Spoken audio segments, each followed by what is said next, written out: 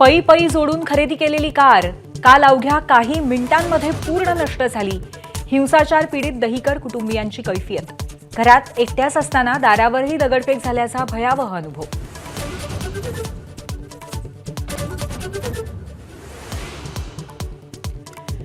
कबर हटाव आंदोलनानंतरच्या राड्यात नागपूर पोलिसांचे 3 वरिष्ठ अधिकारी जखमी।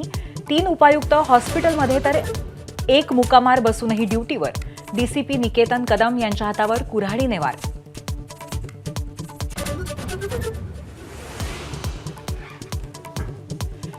नागपुरातल्या राड्यानंतर पोलिसांचा सायबर सेल ऍक्टिव्ह।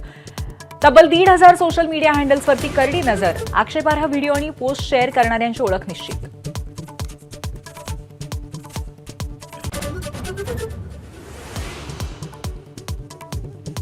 नागपूरच्या राड्यावर मुख्यमंत्री देवेंद्र फडणवीस सभागृहात आज निवेदन करणार। राडा कशामुळे सुरू झाला, पोलिसांनी काय कारवाई केली, जबाबदार कोण, यावर उजेड पडण्याची शक्यता।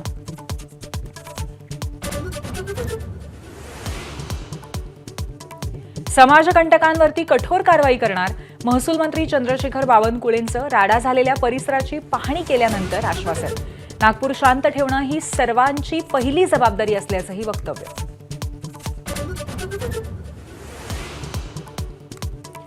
तुमचं सरकार असतानाही औरंगजेबाची ढाल करून दंगली का घडवता, खासदार संजय राऊत यांचा सरकारला सवाल। कबर तोडायला भागवत, फडणवीस, शिंदे आणि अजित पवारांनी कुदळ फावडं घेऊन जावं, राऊतांचं आव्हान।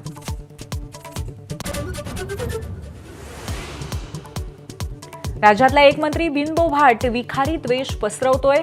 द्वेष पसरवण्यासाठी राज्याबाहेरून लोक आणले जात आहेत। वंचित बहुजन आघाडीच्या प्रकाश आंबेडकरांचा एक्स पोस्टद्वारे आरोप। आंबेडकरांचा रोख कुणाकडे?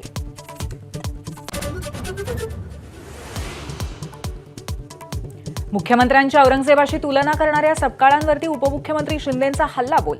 सपकाळांचे डोळे काढले की जीभ छाटली, शिंदेंची विचारणा। औरंगजेबाची कबर महाराष्ट्राला कलंक असल्याचा पुनरुच्चार।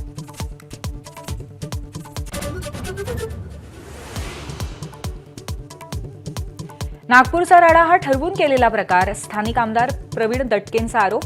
संवेदनशील भागामध्ये पोलीस उशिरा पोहोचल्याचाही आरोप। पीआय संजय सिंगांना निलंबित करण्याचीही आमदारांची मागणी।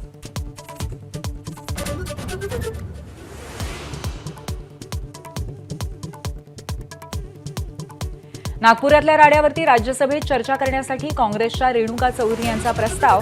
सभागृहाचं नियोजित कामकाज थांबवून नागपूर राड्यावरती चर्चा करण्याची चौधरींची मागणी। एबीपी माझा, उघडा डोळे बघा नीट।